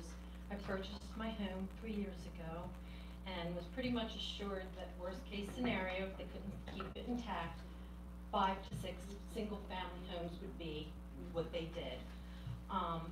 Now I'm looking at it from a revenue point of view, like you're proposing 20 to 36 of these detached homes. So even if 25 homes were built, you're looking at 150,000 revenue the first year and then 1,000 each year after, correct? Yeah, I mean, that was sort of back of the envelope, that a new home, an average new home, generates about $9,000 in one-time revenue, and then about $1,000 a year in tax revenue ongoing. I mean, that has a lot of assumptions baked into it, but that's, again, until we have a land development plan, we can't even reliably project that. I really wish we had a development plan. I feel like we're all making decisions in the dark here. But you can't, so let me speak to that. You can't have a development plan until there's an ordinance in place. So if Trilogy had presented a plan, which I guess they did in a letter, that plan couldn't happen until an ordinance is put into place. Okay, and nobody's gonna spend the money to get an engineer and design a plan when they don't have the zoning ordinance that allows that plan to go forward. It's a lot of money to put a land development plan together. I know, I talked to that's John. why- I talked to John. He came over to my house and actually he's done a lot of studies, so I think that he knew what he was doing and is just pushing ahead here. Do I understand that, the township hired a director of open space preservation recently and her first day was yesterday? No, No, it wasn't Brianna Zanin? maybe West Coast or somebody, not us, that's for sure. We didn't hire anybody for open space, Okay, I just wanted to double check and make sure because not that I know of. if that were the case, then I'd be like, we really need to table this until, she was able to look at it. But, I do wanna hit some different points about the diversity, and we do have a lot of places for seniors and 45 age group. I work at Vanguard, there's over 10,000 young kids at that campus, it's a very young population. They do not want carriage homes and single-family homes, and like you said, they are moving into the Philadelphia, and until they can have a family, and then they are looking for single-family homes. I work with them and I talk to them all the time. This is the trend. So the other thing I was really concerned about is I'm being flanked. You know where I am. The Lewis estate is right behind me. I am being flanked. To the east, they want to bring the utility lines in with the gas. They have to cross a creek. In the back and the south of my house, they want to put a pumping station. You know, John assured me it wouldn't be loud, but I've been near pumping stations before and they can be problematic. Then when I was looking at your schematics for the proposal, with the townhomes, the detached townhomes going around the major house, and I can't understand who would want to buy that house with a big circle around it of these detached carriage homes. If it goes through the way he has proposed, you're going to have 2 access roads. So I looked at the schematic and they're going right into the field next to me, which I've been dying by for 3 years, and I've always been shot down. Now I know why. I have sinkholes in that field happening all the time and stormwater drain off. I mean, if you come into that area, you're going to see 3 sinkholes happening. What's going to happen with the blasting and the heavy earth movers that come through there? You're going to have a 4-point road coming out. There's 2 driveways. You're going to have 2 access roads. There's, yes, thank you, Mill Stream. I couldn't remember the road really quickly, and that stop sign. It's like a traffic nightmare if you do something like this. And, you know, Marty, you said something about competing. And I wish I could have quote you what you meant by that, but what did you mean by competing? Are like other townships competing for housing space and diversity? For instance, for people to fill their houses up. When people want to sell their house, they want someone to be able to buy it. And a lot of it has a function of the quality of the township and the quality of the education and the school board, the school that you're associated with. They're the 2 biggest drivers on where people locate if they can. And that's what I was talking about. Now, the problem is, we don't have space to do some of the things that those townships have that have space. And they can make it more, they're more competitive than we are. So we have to look at how we can do what we're able to do. And I just used the trail as an example of that. I used the park as an example of that. I am not using this particular development as an example of that. But I'm just saying that part of our job is to maintain or enhance the property value of everybody's property here. I think that, not to interrupt you, but I think if you wanted to maintain and enhance the property values of existing residences, then you would not be going ahead with these detached or triplex if that ever came to it. That is in fact the decision that the board has to make. Right. I know, but then There's I no am here question about it. to give my opinion. I'm sure it would be based on what you're saying, for sure. I don't disagree with what you're saying. I mean, I'm just saying, I know where your house is, so it's a very valuable comment that you're talking about. I would be concerned myself if I was where you are. Thank you. Thank you. And excuse me, with regards to new hire, Chester County hired Brianne Zannon as a Director of Planning and Open Space Preservation. So she's a county employee. She's not there anymore. Which is still on her webpage, so she just leave. Chester County. Chester County. Just Sorry, hired by Westchester. Chester County. Yeah, she got hired by Westchester, okay. Westchester, the borough. Okay, Alice No Shop, 1334 Jackson Lane, and my question is maybe more for Kristen or Rick, but there's an adverse possession clause, and I was wondering if that applies to that strip of land where a road could potentially go into Jackson Lane, where if that land that's been owned by the municipality in the past 21 years hasn't been used by the municipality, then the majority owners. Yeah, that's like, I mean, you would have to try and file a claim in court to try and claim that. I was just wondering, you know, when you're talking about, okay, an access road would come through there, but would it apply? No, that whole adverse possessions, in other words, after so many years, you have the ability to, at some point, you can file a claim in county court. You can stake a claim to it because. To try to. Right. But Okay. it's, You can't adversely You know- possess a public road. yeah. But it's not a road right now. No, It is, it is a road. It's owned by the township, And it's it's been recorded as recorded. land owned by the township for purposes of right of way. That's correct. You can't adversely possess a public road.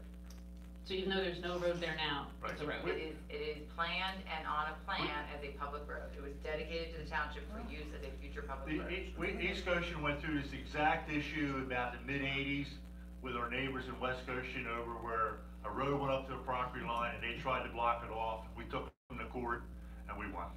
Okay, I was just wondering about that. Thank you. Thanks, Bill. Madam Chair, All right, Madam Chairperson, are we done with public comment? I think so. Janet, I put a limit on it, so, unless you have something totally different. Is it a new fresh comment? okay, Is you're it either totally, allowed or not. if it's totally different, Yeah. all right, go on. Go ahead, please. Sorry. Oh, no, don't apologize, please. Rob Knight, 1013 Mill Stream Drive. I was looking at your township usement comprehensive plan. The one thing that's in there, it says ultimately land within sewered areas are places where innovations of land can occur. In the unsewered areas, we need to maintain a low intensity development. In sewered areas are more effective, consider various redevelopment proposals and mixed development proposals. Well, So I'm that's why if this were put through, they would have to put sewers in. Right, so it states in your comprehensive plan to tread lightly on those areas. Yeah. Okay. Yeah, there's probably many goals that maybe aren't consistent Right, I depending on what understand. tract of land you're Right, talking so about. you're- All right. And a lot of times, comprehensive plan goals don't, they're just that, they're there and they never get implemented. If I may, one more question, sure. If it's retabled for just duplexes, is it gonna be per lot or just in the general R2 area that? Won't even discuss it tonight. Okay. I won't even answer that tonight. That would be down the road as far as I'm concerned. Okay, Thank you. let's, Thanks for your. thank you all for your comments. I think it's time to move on. Are there any comments, additional Yes, comments Madam from the table? Chairperson, thank you. I've heard some comments tonight that I had not considered previously to tonight. And there have been a couple suggestions from our audience and possibly from our board that we might consider other kinds of amendments to the proposed zoning ordinance. All the public meetings, I think, have been educational. They've been educational for board members. I think they've been educational for the participants and the residents. I think there's a learning curve that's existed out there. I think there are a lot of misconceptions that we're trying to clarify through public meetings and the meeting tonight. Given that, I would like to respectfully ask Member Lynch if he would consider withdrawing his motion to not move forward with the proposed change to the zoning ordinance at this time. And this would postpone our decision tonight to allow further review, discussion, and possible amendments to the proposed zoning ordinance. The second, I'll talk before Mike, which I shouldn't, but the second will not. I propose to strike this ordinance down completely and start from scratch. I don't want any misunderstanding on townhomes and carriage homes and mouse traps and rat traps. Let's get it right.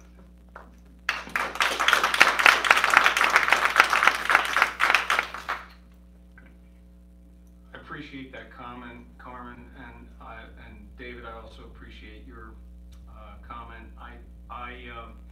I'm going to respectfully decline your request at this point in time and keep the motion alive, understanding that, as Carmen has just indicated, if the slate is wiped clean, we can communicate with residents if we want to take this matter up starting as early as next week to see whether or not there is further study or review that is warranted. Keep the residents informed, but start with a clean slate. So respectfully, I would decline that one.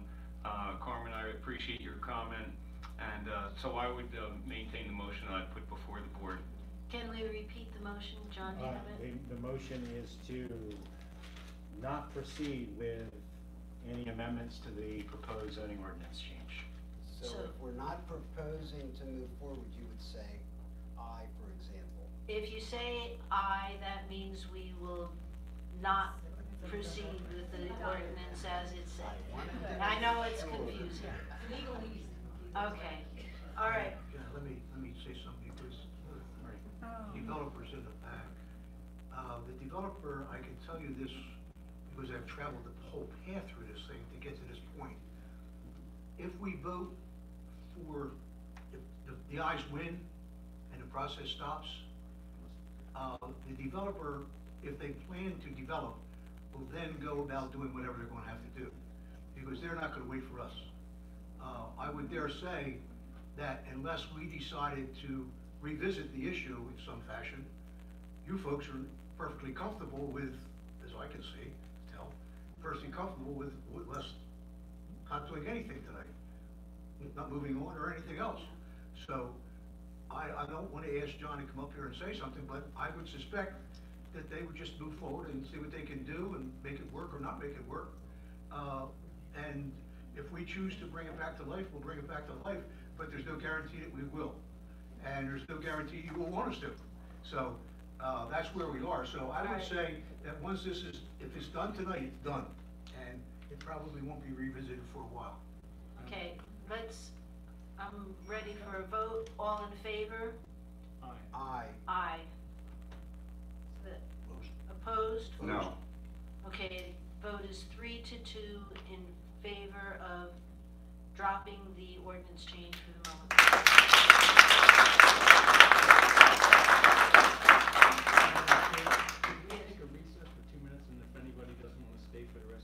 That's true. Okay. But I'll tell you what I'm going to do. I'm going to charge all of the residents with going to the website, signing up for a constant contact, and keeping up to date. So something doesn't smack you in the back of the ear again a year from now. It takes 5 minutes to get information sent to you, or start a resident chain where someone lives in a development. I'm going to go and I'll report back. I would second that, and I would ask also, if you can't come to our meetings, which is perfectly understandable, that you check our live stream, you check our YouTube, because the amount of incorrect information that had been spreading through this and throughout the township was, to me, appalling, considering all the meetings we have and the live streaming and everything that we have available to the residents. So please sign up for Constant Contact, look at our live streams before you start making assumptions that may not be correct. Thanks, folks. We'll Okay, take a recess. we're taking a 5-minute break, and then we'll get on to the rest of our meeting. Yeah, that's up, okay. Just wanna make sure you're. Oh, yeah. Okay. That's all. Okay.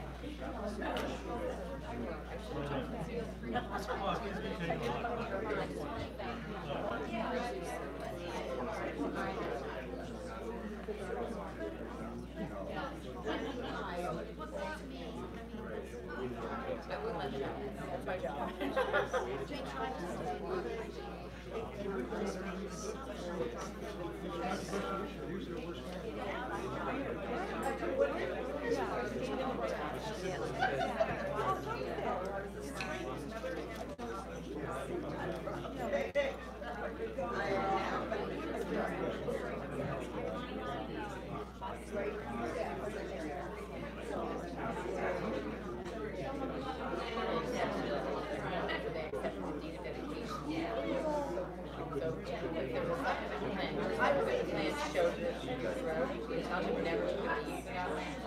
After 21 years, that plan being deployed, the township creates a separate residence. Separate deed, for sure. Yes, you need 15. Sure. Joanne, Mike, how are you? Joanne. And to be like you. I'm going to quiet someday. Nice to see you. Good luck with your new residence. Before I bought it, and I really wasn't. And I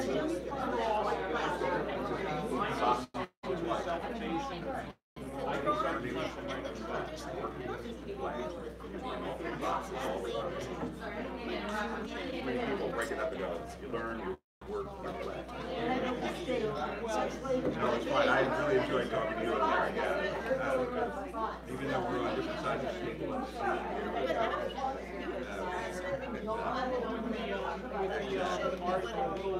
It's the diet. ATVs and stuff No. I do see it.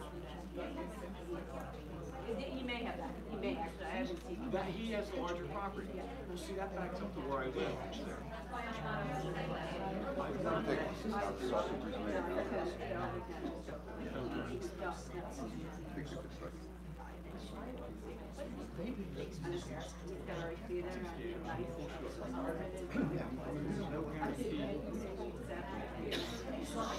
When you marry, you marry fast. When you move into the neighborhood, you marry the neighborhood, you choose who ultimately you're going to spend your Thanksgiving with, and then you just manage the awkward moments outside. Well, hopefully I'll see you around the neighborhood. I'm in Goshendale, so we're in a house that's near Jackson Lane, and we have the yellow lab in the front. And so if you see a big beast on the upper side, oh, is that where you're on? We are. Are you next to the Millers? Oh, I don't know.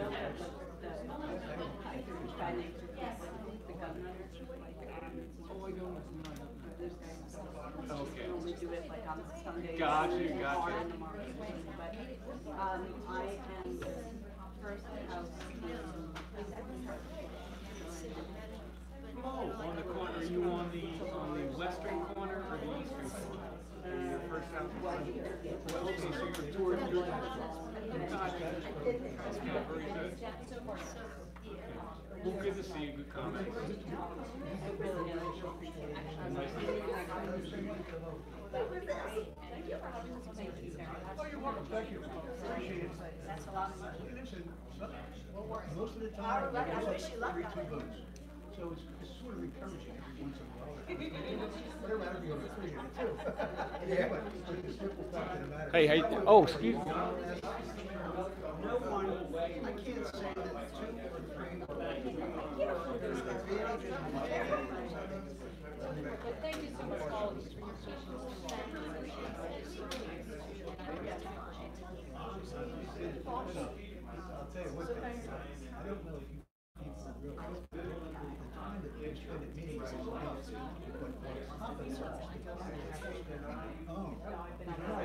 I know you're not allowed to talk, so I know that's not true. I can talk. Well, thank you. All right. Okay, we're gonna start again. Okay. If everyone would take their seats, we're going to get back into our meeting. We have a lot left to accomplish. Okay. We have to, all right. Now we're up to public comment on non-agenda items. Is there any from the floor? No. All right. Emergency services reports. WeGo, none. Goshen Fire Company, none. Malvern Fire Company, none.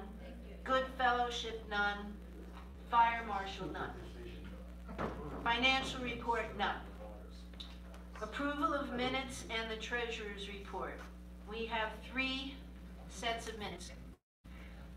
John, did you get my corrections? I did, thank you, Madam Chairman. Okay. Could we have a motion about approving the minutes?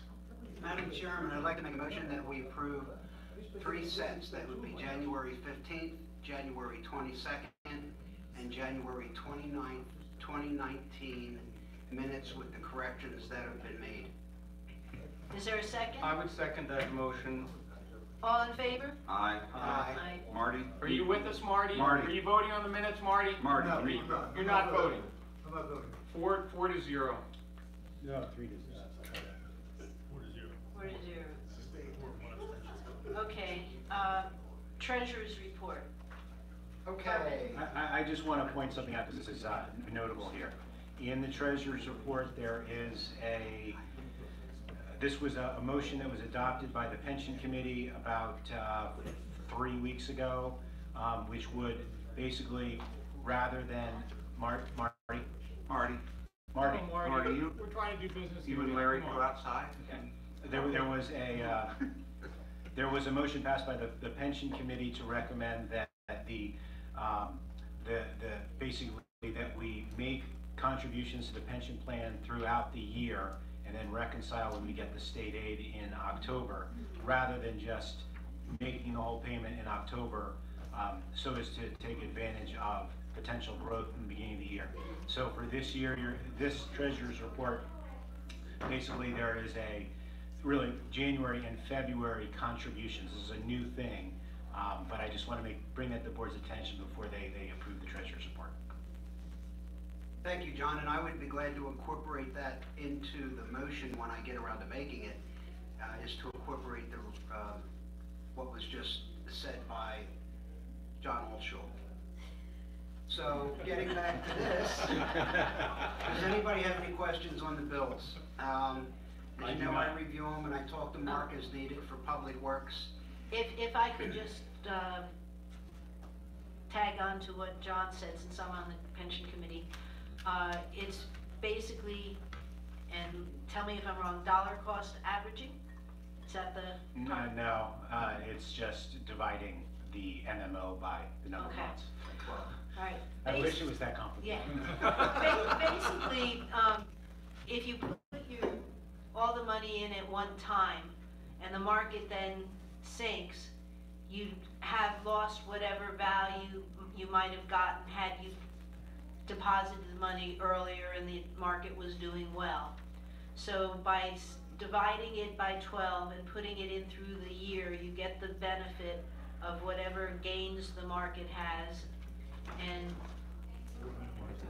minimize the losses. And I respect that approach, but I would also comment in the recent passing of the late great John Bogle, he always would say, you're not ever going to win if you try and time the market.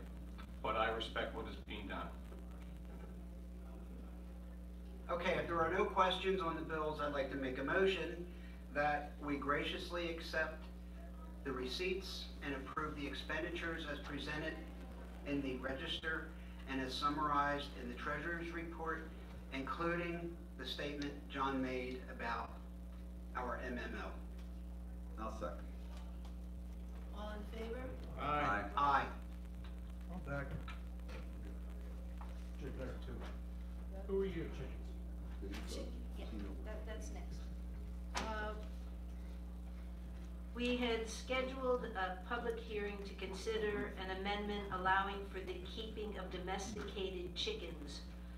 We are going to continue that hearing to February 19th, 2019 at 7 o'clock because the meeting has been running so long.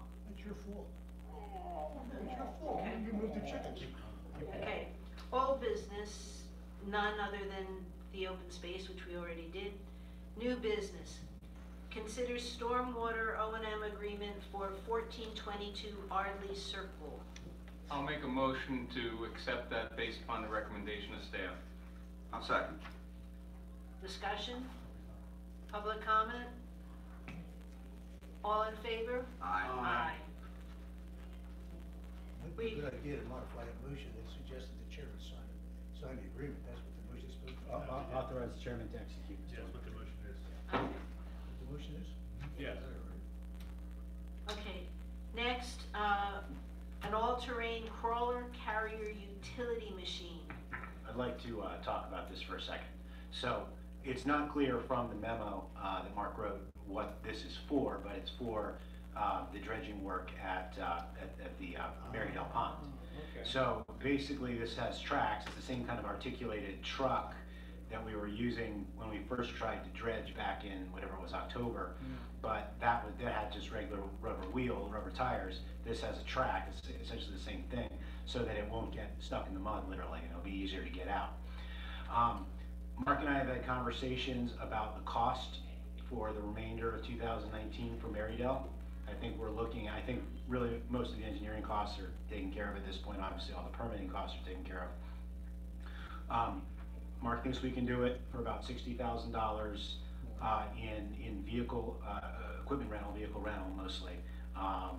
So we'll also need an excavator, and we'll also need a straw machine and those kind of things. But about $60,000 for the equipment rental, and then on Thursday night, the Marydale Pond Committee is going to get together. We're going to talk about recommending the board adopt a landscaping plan that's in the $40,000 range. So that brings the total expenditures for Marydale Pond this year to $120,000, which is what was in the adopted budget. So I'll say, thinking this through from a higher budget level, I'm comfortable with this. John, my only question, and I did ask Mark this, but I just want to hear it from another ear. We have some pretty major rental companies in the Westchester area, like 3 of them, and there was not even interest in the bidding. That I can't speak to. I don't know if they don't have this specific vehicles or what. But. That's a very special one. Yeah, the challenge is of some companies do not want to go through the hassle of bidding. I mean, unfortunately, it's just a. I mean, I know the Groff Tractor Company. I happen to think that they're very responsible. I just can't believe with 3 other major equipment rental companies in Westchester alone that we didn't get any other interest. It boggles my mind. But I will make a motion that we award the bid to Golf Tractor for 2 machines weekly, $3,500 per unit, monthly $10,500 per unit, monthly times 2, $21,000, with a minimum rental of 1 month each additional week. After the first month will be $3,500 per unit. I'll second. I got a comment. On anything I've seen before where we got a single bid back, we always go back out and try to get multiple bids. No, when we don't get any bids, we go back. Pardon me? If we don't get bids, we have to go back out. If we don't have bids, we have to go back out. If they're able to justify the reason for 1 bid, we've let it slide on occasion. And just No for bids. perspective, Right. so when we had the articulated truck with just the tires that we used last time, it didn't work really, or didn't work as well as this will work. We got it from Foley that has the standing township bid for. But wait, let me finish. The difference in price was $100 extra per week, I believe. I mean, of this with the tracks is $100 extra per week. So the bid that we got, yes, it's only 1, but it's exactly in line with what we were paying through the Adding for the tracks. Adding for the tracks. Got it. Well, if that's true, what you're basically saying, there's minimal increase in cost. If that's true, when we get this type of a situation, we should indicate what it's doing. I assumed it was over and above everything else. If No, not over- it's in lieu of renting the one with tires. Well, all this is we have, depending on how wet it is, if it's wet, or then we would use this truck. If it dries up, perhaps we go with the other truck. It just gives us we have 2 choices of which truck we want to use. Depending on the weather. Depending on what, yes, that's all it does. If we don't rent, we don't have to pay anything. And if we rent the standard, it's $100 less because we're yeah. just getting rubber wheels instead of tracks. Are we also saying there's nobody in this area that has these kind of vehicles? Marty, this type of equipment is somewhat specialized. Just asking a question. Yeah. But Marty, we put our bid out, it gets picked up by the bid services, they're. I understand that, Rick, I know how it works. Yeah, I'm just saying but it's unfortunately, unusual. some people they don't want to deal with the hassle of bidding. Well, that is in fact Right, true. that's a challenge in this day and age. They just don't, companies, there's enough work out there, they don't want to do it. Oh, that's right. Especially these days, you're right. There's a lot of work out there. Plenty of work out there. Was there a second? Yeah, David. Yeah, David is there any other comment from the board? Any comment from the floor? All in favor? Aye. Okay, we move on to any other matter. Madam Chairperson, we have interviewed Jerry Sexton for a position on the pipeline task force. I'd like to make a motion that we approve Jerry Sexton to be appointed to that task force, pipeline task force. I would second that motion. Any comments from the board? Any comments from the floor? All in favor? Aye. Thank you, Jerry, and good luck. Madam Chairman, as you know, we've had a spot open on our municipal authority for some time. Walter Wojak, who is a very dedicated Conservancy Board member, is also the liaison for his Conservancy Board to the municipal authority, and to the best of my knowledge has made probably more meetings than I have as liaison. He has expressed a willingness to serve on this committee, on the authority. So I would make a motion that we appoint Walter to the position presently open on the municipal authority to take effect immediately. Is there a second? I'll second. Comments from the board? Comments from the floor? All in favor? Aye. Thank you, Walter.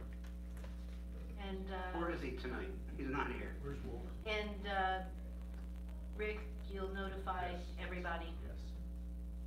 Okay. Okay. There are no liaison reports, correspondence. The first one is a notice of intent for to apply for a general permit for the daycare facility up on Wilson Drive. We also got the fourth quarter right to know report, and also there was a conditional use hearing for the daycare center on 1302 Wilson, and I've enclosed a copy of the 1,000-foot letter, and that has gone to West Scotia since we're really close to them. I have one question on the right to know report, quarterly report, Rick, and I noticed that a number of the requests on that report were related to the subject matter that we spent the majority of time here tonight. Am I mistaken, or did I? There were inquiries about. There was one I had, came in yesterday, or no, last week, asked for email communications or the number of communications on this subject. So it was a relatively easy response, in other words, or I didn't know whether it was an extensive response, No, in fact, no action the board took, whether that might. No, it was a question, they wanted to know how many, the information was, how many people, what the communication received, how many people were in favor of the project, the zoning change, how many were opposed. Okay, so it wasn't a massive amount of paper, et cetera, it was just a compilation of the emails that you sent. Okay, Yes, I was just no curious, problem. all right, thank you, sorry. Anything else? Is there a second? Second. All in favor? Aye. Have a good night, folks. Happy Valentine's Day. I hate to break your news to you, but we're dismissed. Oh, That's fine. don't tell me you're here to start this all over again.